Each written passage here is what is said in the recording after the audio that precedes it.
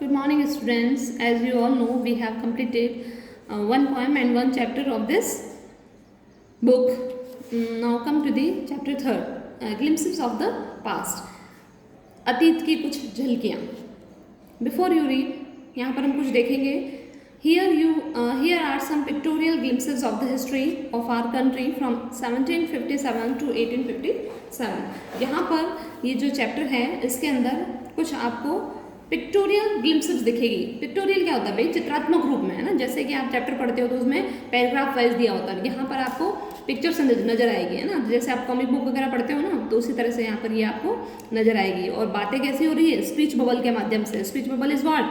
कोई जो करेक्टर उसमें बात कर रहा है उसके सामने से वर्ड बबल के अंदर दिए आएंगे, है ना. That is called speech bubble. तो ये आपको स्पीच बबल है, हेल्प करेंगे समझने में. क्या these pictures are speech bubbles, and speech bubbles will help clarify your understanding of the condition that led to the event known as first war of independence in 1857. तो यहाँ पर कुछ pictures हैं और स्पीच बबल्स जो हैं वो आपको हेल्प करेंगे कि 1857 की जो इंडिपेंडेंस के लिए वॉर स्टार्ट हुआ था, है ना, जो 1857 की क्रांति जो थी उसके पीछे क्या कारण थे, क्या कंडीशंस ऐसे देश में क्रिएट हुई कि ये चीज़ एक निकल कर बाहर आई, है ना. 1857 की क्रांति के रूप में निकल के बाहर आया. ठीक है. जो फर्स्ट है the martyrs. Martyrs is what? Martyrs होते हैं शहीद. ठीक है. At a function in Delhi में एक फंक्शन चल रहा है और आप देख सकते हैं the lady who is in sari, who is she is Lata Mangeshkar. Okay. And she is singing a song. Oh my countrymen, let your eyes fill with tears as you recall the sacrifices of India's martyrs. यहाँ पर लता मंगेशकर का जो बहुत ही famous और well known song है, patriotic song, क्या ए मेरे वतन के लोगों जरा आँख में भर लो पानी, है ना. तो वही वाला सॉन्ग यहाँ पर वो सिंग कर रही हैं, गा रही हैं. और पीछे इमेज में आप देखेंगे जवाहरलाल नेहरू, लाल बहादुर शास्त्री और इंदिरा गांधी आपको नज़र आ रही है. और नीचे जो पिक्चर है इसके अंदर भी आपको जो हमारे फ्रीडम फाइटर्स थे, है ना, उनके पिक्चर्स आपको नजर आएंगे. Okay. So let's start the chapter. The companies conquest. Company की जीत. कंपनी कौन सी? East India company. ठीक है. तो ये जो पीरियड है 1757 से 1849 तक का, है ना, उसके बारे में यहाँ पर क्या क्या हमारे देश में जो मेन कह सकते हैं घटनाएं हुई, है ना, तो उसके बारे में. With its superior weapons, the British East India Company was extending its power in 18th century India. British east India company में के पास जो सुपीरियर वेपन्स थे ना, क्योंकि इंग्लैंड से थी तो उसके पास बहुत ही अच्छे अच्छे वेपन्स थे, उसकी वजह से ये क्या कर रही थी 18th सेंचुरी के अंदर भारत में अपने साम्राज्य को एक्सटेंड कर रही थी, बढ़ा रही थी.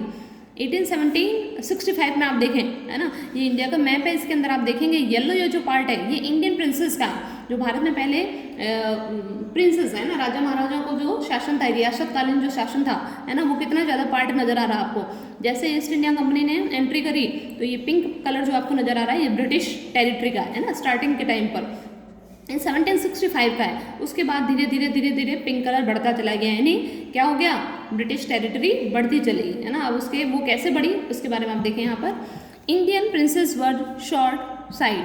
अब भारत के जो राजा थे, है ना, प्रिंसेस राजकुमार जो थे कम एज के थे तो उनकी ज़्यादा शॉर्ट साइड नहीं थी. शॉर्ट साइड से क्या मतलब होता है कि दूरदृष्टि जो होते हैं ना, दूरदृष्टि यानी जो राजा महाराजा होते हैं वो उनको बहुत आने वाली जो विपत्ति होती है उसका ज्ञान हो जाता है ना. लेकिन ये जो प्रिंसेस थे इनको ये ज़्यादा दूरदृष्टि नहीं थे, है ना, ये अपने बस निकट भविष्य को ही देख रहे थे. दैट अपस्टार्ट राजा बा call the English merchants, they will help me to defeat him. अब यहाँ पर अपस्टार्ट राजा कौन से होते हैं? जो अभी नए नए बने, है ना, जो नए नए राजा बनते हैं वो कॉल द इंग्लिश मर्चेंट. अब इंग्लिश के जो व्यापारी जो थे, है ना, जो व्यापार करने के लिए वहाँ आए थे, they will help me to defeat him. अब यहाँ पर जो इंग्लिश के व्यापारी हैं वो क्या कह रहे हैं कि ये जो नए राजा महाराजा है ना ये हमको हेल्प करेंगे. किसमें?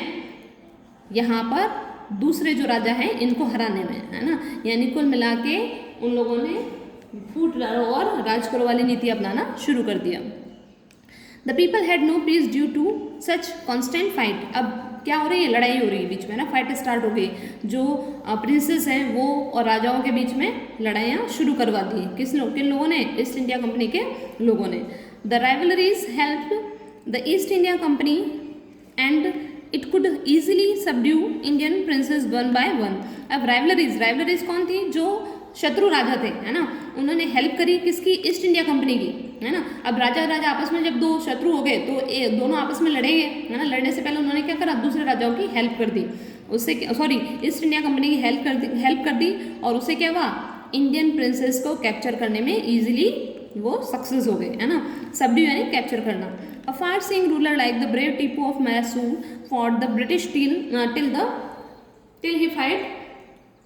Till he died fighting. अब एक ऐसे फार सीइंग राजा थे, फार सीइंग यानी दूरदृष्टि, जो दूर से तक देख लेते थे, उनको पता चल गया था कौन था वो, टीपू सुल्तान, है ना। वो मैसूर के जो राजा थे वो मरते दम तक इनके खिलाफ, अंग्रेजों के खिलाफ लड़ते रहे। Thank God there is peace in the country now, no more wars and no looting by thug. अब यहाँ पर कुछ दो पिक्चर्स आपको नजर आएगी, इसमें कुछ लोग जो हैं वो बात कर रहे हैं कि थैंक गॉड अब कम से कम हमारे देश में शांति स्थापित हो गई है और अब जो लूटिंग वाली कंडीशन है ना, जो लूटपाट मची हुई थी ठग्स के द्वारा, अब वो खत्म हो गई है। How did Indian react to this conquest. अब ये जो लड़ाई झगड़ा हुआ है ना, जिसमें जीत हुई ईस्ट इंडिया कंपनी की, है ना, तो उसके बारे में विचार है लोगों के। It is God who sent the British. अब ये जो लोग हैं, आप देखेंगे दोनों पिक्चर्स के अंदर एक डिफरेंस है ना। वो डिफरेंस क्या है, यहाँ पर जो लोग हैं वो कैसे हैं, जमींदार प्रवृत्ति के, है ना। आप उनके लुक जो है उससे अंदाजा लगा लोगे। यहाँ पर जो लोग हैं वो कैसे हैं, है ना, किसान टाइप के, फार्मर टाइप के लोग हैं। तो यहाँ के जो लोग हैं इनको हेल्प मिली, इनको क्योंकि जमीन वगैरह दे दी गई होगी, है ना, ईस्ट इंडिया कंपनी के, तो ये तो खुश है इस चीज़ से कि भाई भगवान ने इनको, ब्रिटिशर्स को हमारे पास भेजा है हेल्प करने के लिए, और जो राजा महाराजाओं का आतंक मचा हुआ था वो अब खत्म हो गया, अब शांति हो गई यहाँ पर। Our destiny is linked with them, और हमारा भाग्य किससे जुड़ा हुआ है, ईस्ट इंडिया कंपनी के साथ में, ब्रिटिशर्स के साथ जुड़ा हुआ है। अब यहाँ आगे देखें, the white man has killed और डिथ्रोन्ड द आवर किंग। अब जो गरीब किसान वगैरह हैं वो यहाँ पर बात कर रहे हैं कि ये जो वाइट मैन है ना, जो अंग्रेज आए हैं, इन्होंने क्या करा है, हमारे राजाओं को मार दिया, है ना, या फिर उनको डिथ्रोन कर दिया, यानी शासन से हटा दिया। Some kings were not good but after all they were of this land. कुछ भी हो, कुछ राजा तो सही नहीं थे, है ना, उनका नेचर सही नहीं था, लेकिन अब कुछ भी हो, थे तो हमारे इस लैंड के ही, हमारी ज़मीन के ही। Now we have become slaves of foreigners, और हम क्या बन गए हैं अब, इन फॉरेनर्स के, ये जो गोरे लोग हैं इनके हम दास बन गए, है ना। तो यहाँ पर दो लोगों की आपस में बात है। यहाँ पर ये जो जमींदार टाइप के लोग हैं ये खुश हैं ईस्ट इंडिया कंपनी के शासन से, और जो ये फार्मर्स हैं ये दुखी हैं। ठीक है, चलो come to the next page. British rule 1765 से 1836 के बीच में ब्रिटिश रूल चल रहा था, और साथ साथ में क्या सोशल एक्टिविटीज़ हो रही थी उसके बारे में देखें हम। Religious leaders preached ideas like untouchability and child marriage. अब कुछ जो हमारे रिलीजियस लीडर्स है, जो धार्मिक नेता थे, वो क्या पाठ पढ़ा रहे थे लोगों को, अनटचेबिलिटी का, है ना, जो सोशल एविल है ना, सामाजिक बुराई है, वो सिखा रहे थे लोगों को, और चाइल्ड मैरिज, बच्चों की बाल विवाह भी करवा रहे थे, है ना। तो इस तरह से समाज में क्या फैल रही थी, एविल्स, कुरीतियाँ फैल रही थी। Anyone who crosses the seas loses his religion. अब यहाँ पर एक जो आप देखेंगे धार्मिक लीडर बैठे हुए हैं, और उनका स्पीच बबल क्या कह रहा है कि जो भी सी को क्रॉस करता है, यानी अपने देश को छोड़कर जाता है या अपने देश से बाहर यात्रा करने जा रहा है, वो क्या करता है, धर्म का उल्लंघन करता है या धर्म को खो देता है। All the miseries in the world is due to women. अब यहाँ पर एक देखें, एक संत और है, वो उनका स्पीच बबल क्या कह रहा है कि दुनिया में जितने भी दुख और कष्ट हैं वो किसकी वजह से, औरतों की वजह से, है ना, वुमेन की वजह से। अब इनको कोई जाके समझाए ये बात कि इनको जन्म किसने दिया है, औरत ने दिया है ना, तो ये हो नहीं सकता है कि औरत की वजह से कभी भी कुछ दुख जीवन में आए। The truth was that Indians has lost self respect, the British scorned them. अब सच्चाई तो ये थी कि इंडियंस जो थे उन्होंने अपना सेल्फ रिस्पेक्ट खो दिया था, और ब्रिटिशर्स जो थे वो क्या कर रहे थे, उनको बहुत ज़्यादा परेशान कर रहे थे। The natives are unworthy of trust, incapable of honesty. यहाँ पर देखिए कुछ ब्रिटिशर्स बात कर रहे हैं कि ये जो इंडियंस हैं, है ना, ये जो यहाँ के लोग हैं नेटिव्स, है ना, ये अनवर्दी ऑफ ट्रस्ट है, इनके ऊपर भरोसा नहीं किया जा सकता, है ना।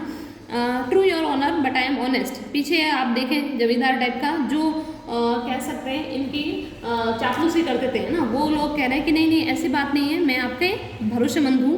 Being merchant the Britisher wanted quick profit, they their heavy taxes forced farmers to abandon their fields. अब ये जो व्यापारी जो थे ईस्ट इंडिया कंपनी के, ये क्या चाहते थे? क्विक प्रॉफिट चाहते थे, है ना, तुरंत उनको लाभ चाहिए था। तो उन्होंने क्या करा? तुरंत लाभ के लिए क्या कहा? फार्मर्स के ऊपर हैवी टैक्सेस फोर्स कर दिए, बहुत ज़्यादा कर लगा दिया, और इसकी वजह से फार्मर्स को अपनी ज़मीन तक छोड़नी पड़ी। But your man are taking all my, अब यहाँ पर आप देखें, है ना, ये आपको एक नज़र आ रहा है फॉरेनर, है ना, वो क्या बोल रहा है? You are still in arrears. यहाँ पर वो कह रहा है कि तुम्हारा कर्ज अभी तक नहीं चुका है। एरियर्स यानी डेप्ट, कर्ज, है ना। If you don't pay next week I will send you to jail. अगर तुमने नेक्स्ट वीक तक अपना डेप्ट नहीं पे किया, है ना, तो मैं तुम्हें जेल भेज दूंगा। But your man are taking all my crop, लेकिन बेचारे गरीब किसान जो वो कह रहे हैं कि तुम हमारी फसल भी लेकर चले जाते हो तो हम तुम्हारा कर्ज कैसे चुकाएं। लेकिन उनकी सुनने वाला कोई नहीं था। Still the Britishers invented other methods which gave them more profit. और इस तरफ दूसरी तरफ क्या हो रहा था? ब्रिटिशर जो है वो अपने नए नए इन्वेंशन कर रहे थे और वो उनको और भी ज़्यादा प्रॉफिट दे रहे थे। The goods manufactured in England should not have any import duty when brought into India. अब यहाँ पर एक फॉरेनर देखें, है ना, क्या बात करना है कि जो भी मैन्युफैक्चर्ड गुड्स होती, गुड्स जो है यानी सामान जो इंग्लैंड में मैन्युफैक्चर होकर आएगा और जब भारत में आए तो उनके ऊपर कोई टैक्स नहीं होना चाहिए। उससे क्या होगा? वो सामान सस्ता होगा, है ना, और जो लोकल सामान होगा वो महंगा होगा। तो लोग खरीदेंगे कौन सा? ऑब्वियस है सस्ता सामान खरीदेंगे। तो हमारी जो है कंपनी यहाँ पर एस्टेब्लिश हो जाएगी। अ गुड आइडिया, है ना। आपस में बात करें, the East India company's law begin to cripple Indian industries. और इस तरह से भारत की जो कंपनियाँ हैं, है ना, जो लोकल कंपनियाँ थी वो क्या होने लगी? क्रिपल इज व्हाट, है ना, अपंग होने लगी। उनका जब काम धंधा बंद हो गया।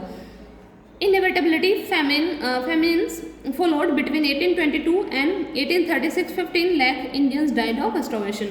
और इसी दौरान क्या हुआ?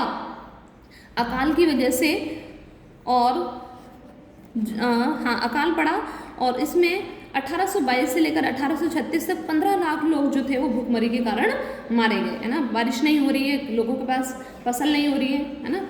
तो the British policies ruined the expert artisans and their business. इस तरह से ब्रिटिशर्स की जो पॉलिसी थी, इन्होंने क्या करा? भारत के जो निपुण कारीगर वगैरह थे, है ना, आर्टिशंस वगैरह थे, उनके बिजनेस को बर्बाद कर दिया।